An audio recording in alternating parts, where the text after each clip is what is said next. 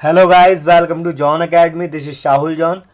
आज हम पढ़ने जा रहे हैं NIOS economics code 214 chapter 5 class 10th के लिए, जिसका नाम है अर्थव्यवस्था की केंद्रीय समस्याएं।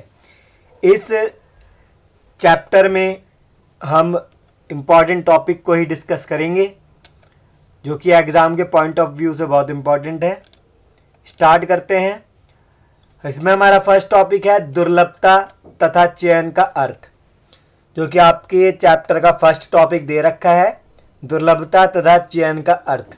चयन मतलब चुनना होता है, यानी कि सिलेक्ट करना। सीमित विकल्पों में से किसी एक को चुनना चयन कहलाता है। यानी कि अगर आपके पास लिमिटेड चीज़ें हैं, उनमें से किसी एक को अगर आप चुनते हैं तो उसको ही चयन कहते हैं, यानी कि चूज करना कहते हैं। नेक्स्ट टॉपिक है अर्थव्यवस्था की केंद्रीय समस्याएं।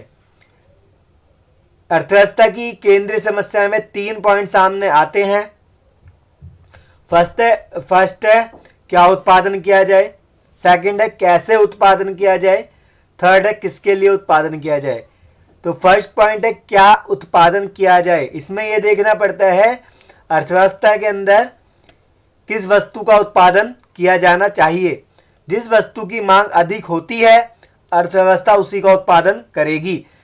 जब अर्थव्यवस्था के सामने ये समस्या आती है कि क्या उत्पादन किया जाए, तब अर्थव्यवस्था ये देखती है जिस वस्तु की मांग अधिक होती है, डिमांड ज़्यादा होती है, अर्थव्यवस्था उसी का उत्पादन करती है। सेकंड है कैसे उत्पादन किया जाए। जब ये चुन लिया जाता है कि किस वस्तु की मांग अधिक है, और फिर उसका उत्पादन करना है, फिर ये सोचा जाता है कि कैसे उत्पादन करें। तो इसके लिए 2 समस्या सामने आती है। क्या मशीनों के द्वारा किया जाए या हल के द्वारा किया जाए। तो इसमें फिर कैसे उत्पादन किया जाए में क्या होता है, तकनीक की समस्या आती है। जो तकनीक कम से कम लागत पर उपलब्ध हो, अर्थव्यवस्था उस तकनीक का चुनाव करेगी। ठीक है, चाहे वो ट्रैक्टर हो या हल। तो इनमें से जो भी अर्थव्यवस्था के सामने उसे लगता है, अगर गरीब देश है तो वो हल का प्रयोग करेगा, अगर अमीर देश है तो ट्रैक्टर आदि का प्रयोग करेगा, यानी कि अच्छी टेक्निक का यूज करेगा। तो जब हम ये चुन लेते हैं कि क्या उत्पादन करें, उसके बाद चुनना पड़ता है कि कैसे उत्पादन करें। फिर है किसके लिए उत्पादन किया जाए। ठीक है, तो ये तो चुन लिया गया है कि उत्पादन क्या करना है। फिर ये भी चुन लिया कि किस तकनीक का यूज करें। फिर ये देखा जाता है कि किसके लिए उत्पादन करना है, प्रोडक्शन किसके लिए करना है। जिस साधन की आय अधिक है, अर्थव्यवस्था में उसी साधन के लिए उत्पादन किया जाएगा। उदाहरण के लिए जैसे कि मोची की तुलना में डॉक्टर की इनकम यानी कि आय अधिक है, इसलिए डॉक्टर के लिए ही उत्पादन किया जाएगा। तो यह है अर्थव्यवस्था की केंद्रीय समस्याएं। नेक्स्ट टॉपिक है हमारा आर्थिक समस्या क्यों उत्पन्न होती है, यानी कि पैसे की समस्या जो है क्यों उत्पन्न होती है। फर्स्ट पॉइंट है मानवीय आवश्यकता असीमित है, यानी कि मनुष्य की जो आवश्यकता है वो असीमित है, यानी कि अनलिमिटेड है, यानी कि उसकी जो इच्छा है वो पूरी नहीं हो पाती, क्योंकि मानवीय आवश्यकता असीमित है तथा सभी आवश्यकताओं को पूरा नहीं किया जा सकता है। जैसे कि एक आवश्यकता पूरी नहीं होती कि दूसरी आवश्यकता पैदा हो जाती है। उदाहरण के लिए अगर आप चाहते हैं आपको एक मोबाइल मिल जाए, तब आप एक बड़ा मोबाइल चाहेंगे। बाइक मिल जाए तो आप गाड़ी चाहेंगे। अगर गाड़ी मिल जाए तो उससे भी बड़ी गाड़ी चाहेंगे। तो ये इसका मतलब यह है कि मनुष्य की जो इच्छाएं होती हैं वो अनलिमिटेड होती हैं, जिसको पूरा नहीं किया जा सकता है। नेक्स्ट है साधन सीमित है। आवश्यकताओं को पूरा करने के लिए उपलब्ध साधन सीमित है, यानी कि जो भी साधन है हमारे पास अर्थव्यवस्था के अंदर, वो हमारी आवश्यकताओं को पूरा करने में सीमित होते हैं। इसका अर्थ यह है कि आवश्यकताओं को पूरा करने के लिए जितने साधनों की आवश्यकता है, साधनों की पूर्ति उससे कम है। यानी कि हमारी आवश्यकता जितनी भी है, उसको पूरा करने के लिए जो साधन होते हैं जिससे उसको पूरा किया जाएगा, वो क्या है, कम है।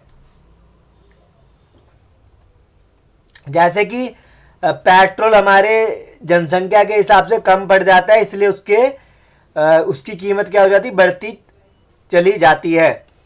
थर्ड पॉइंट है साधनों का वैकल्पिक उपयोग। वैकल्पिक का मतलब होता है ऑप्शनल। एक साधन से कई आवश्यकताओं की पूर्ति की जा सकती है, इसलिए चुनाव करना होगा कि पहले किस आवश्यकता की संतुष्टि की जाए। तो अगर एक साधन से भी कई आवश्यकताओं की पूर्ति की जा सकती है, जैसे दूध के द्वारा पनीर बनाना, और जैसे कि इलेक्ट्रिसिटी का प्रयोग खाना बनाने के लिए भी हो सकता है, और गाड़ी चलाने के लिए भी हो सकता है, हमारे घर के अंदर बिजली के लिए भी हो सकता है, लाइट के लिए, टीवी चलाने के लिए, कंप्यूटर चलाने के लिए। तो ये क्या है, साधनों का वैकल्पिक उपयोग है, जिससे ये देखा जा सकता है कि एक ही साधन से कई आवश्यकता की पूर्ति कैसे की जाए। तो ये था आर्थिक समस्या क्यों उत्पन्न होती है। नेक्स्ट टॉपिक है हमारा बाजार अर्थव्यवस्था। एग्जाम में आता है कि बाजार अर्थव्यवस्था किसे कहते हैं। यह एक ऐसी प्रणाली है जहां वस्तुओं और सेवाओं का उत्पादन व्यवसायों और नागरिकों की इच्छाओं क्षमता के अनुसार बदलता है। कौन सी प्रणाली है जिसमें वस्तुओं और सेवाओं का उत्पादन व्यवसायों यानी कि बिजनेस, उत्पादन व्यवसाय यानी कि बिजनेस, नागरिकों की इच्छा और क्षमता के अनुसार बदलता रहता है। इसमें क्या होता है, सरकारी हस्तक्षेप या केंद्रीय योजना न्यूनतम है, यानी कि इसमें गवर्नमेंट का जो हस्तक्षेप है, यानी गवर्नमेंट का जो जैसे कि टांग अड़ाना है या हस्तक्षेप करना है, वो बहुत कम होता है। इस प्रकार की अर्थव्यवस्था का मूल सिद्धांत दर्शाता है कि माल और सेवाओं के निर्माता और विक्रेता उच्चतम मूल्य की पेशकश करेंगे। जो ये अर्थव्यवस्था का जो मूल सिद्धांत है, इसमें यह देखा जाता है कि जो व्यक्ति है, जो विक्रेता है, माल और सेवाओं का अधिक कीमत पर भी बेच सकते हैं। तो ये है बाजार अर्थव्यवस्था। अगर आप इस चैप्टर के पीडीएफ नोट्स चाहते हैं तो टेलीग्राम पर शाहुल जॉन चैनल को फॉलो करना ना भूलें, वहां पर आपको ये पीडीएफ मिल जाएगी। नेक्स्ट है नियोजित अर्थव्यवस्था। ये इस चैप्टर का लास्ट टॉपिक है। नियोजित अर्थव्यवस्था ऐसी आर्थिक व्यवस्था होती है जहां विभिन्न माल और सेवाओं से संबंधित निवेश, उत्पादन और वितरण सरकार द्वारा बनाई योजना के अनुसार होता है। यानी कि बाजार अर्थव्यवस्था में तो सरकार का हस्तक्षेप नहीं था, गवर्नमेंट नहीं थी, बहुत ही कम रोल था। यहाँ पर नियोजित अर्थव्यवस्था में माल और सेवाओं से संबंधित निवेश, उत्पादन, वितरण पर सरकार का क्या होता है, पूरा रोल होता है। यानी कि सरकार द्वारा ही योजनाएं बनाई जाती है, उसके अकॉर्डिंग ही ये काम करते हैं। यह नियोजन केंद्रीय स्तर पर यानी कि पूरे सेंट्रल लेवल पर, प्रांतीय स्तर पर या अन्य किसी विधि से हो सकता है। ठीक है, तो जो ये प्लानिंग है, नियोजन मतलब प्लानिंग, सेंट्रल लेवल पे भी हो सकता है, प्रांतीय स्तर पे भी हो सकता है। अक्सर ऐसी अर्थव्यवस्था में बाजार में कीमतें भी सरकार द्वारा निर्धारित होती है। अक्सर क्या होता है, ऐसी अर्थव्यवस्थाओं में बाजार में कीमतें भी क्या होंगी, सरकार द्वारा निर्धारित होती है। तो क्या होता है, सरकार इसके अंदर कीमतों को भी निर्धारित कर पाती है नियोजित अर्थव्यवस्था में। पूरी तरह से नियोजित अर्थव्यवस्थाओं में अक्सर एक अभाव अर्थव्यवस्था उत्पन्न हो जाती है, जिसमें उपभोक्ताओं को आवश्यक चीज़ों की कमी होती है।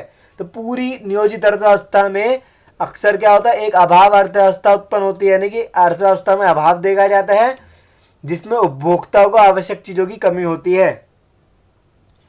जिसमें क्या होता है, उपभोक्ताओं को, कंज्यूमर को आवश्यक चीज़ों की कमी दिखाई देती है।